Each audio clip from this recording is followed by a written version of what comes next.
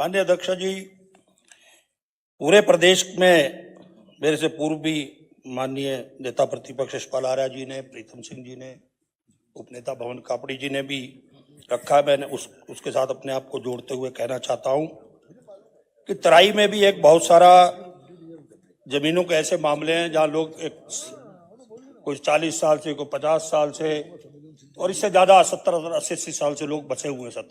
पहले से भी लोग बसे आ रहे हैं।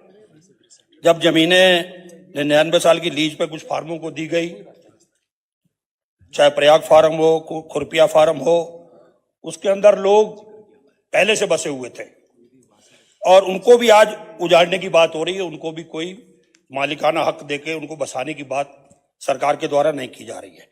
ऐसे ही मेरी विधानसभा क्षेत्र में विशेष रूप से खुरपिया है, तुर्का गौरी है, गौरी कला है और विशेष रूप से नगला क्षेत्र, जिसको सरकार ने पिछले दिनों में चुनाव कराए, नगर पालिका के वहां चुनाव संपन्न हुए, वार्ड सदस्य चुने गए, अध्यक्ष चुने गए और उसके पश्चात भी उसके ऊपर भी बादल के का साया मंडराता रहता है हमेशा कि आज टूटा कल टूटा। कभी पीडब्ल्यूडी वाले नापने जाते हैं तो कभी रेलवे वाले नापने चले जाते हैं जमीन को।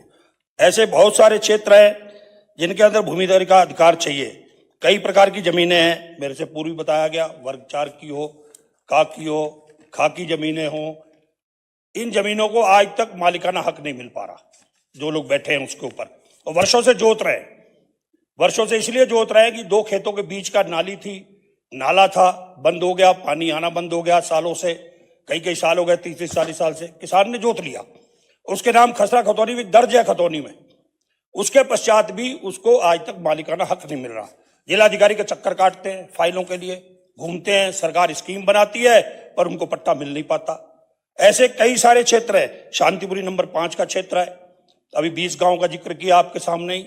20 गांव के लोग बाजपुर के 1 साल से ऊपर प्रदर्शन पर बैठे रहे, धरने पर, और सरकार ने ही अपने भेजकर अधिकारियों को धरना उनका स्थगित करवाया और उसको भी आज कई महीने हो गए, आज तक उसका कोई रास्ता नहीं निकला कि राजस्व विभाग उसको कर रहा है।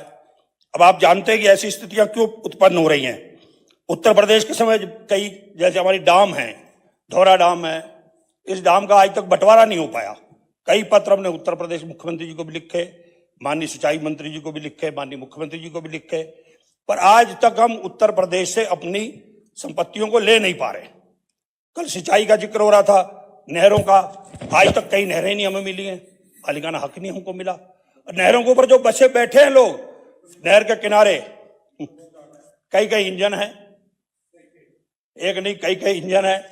नीचे से शुरू होते हैं इंजन, तो जिलाधिकारी इंजन, फिर ऊपर चलते चलते सरकार का इंजन, कई इंजनों से पार होना पड़ता है।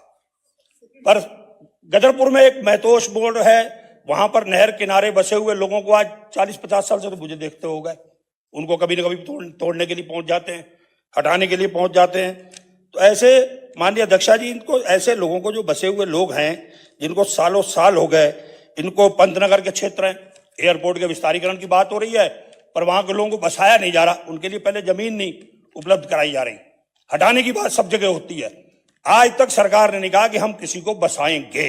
हटाने की बात सरकार जरूर करती है, प्रशासन जरूर करता है, जिला प्रशासन जरूर करता है। जब हम कहते हैं कि उनको बसाने की तो कोई योजना लाओ, बसाने की कोई योजना नहीं आती।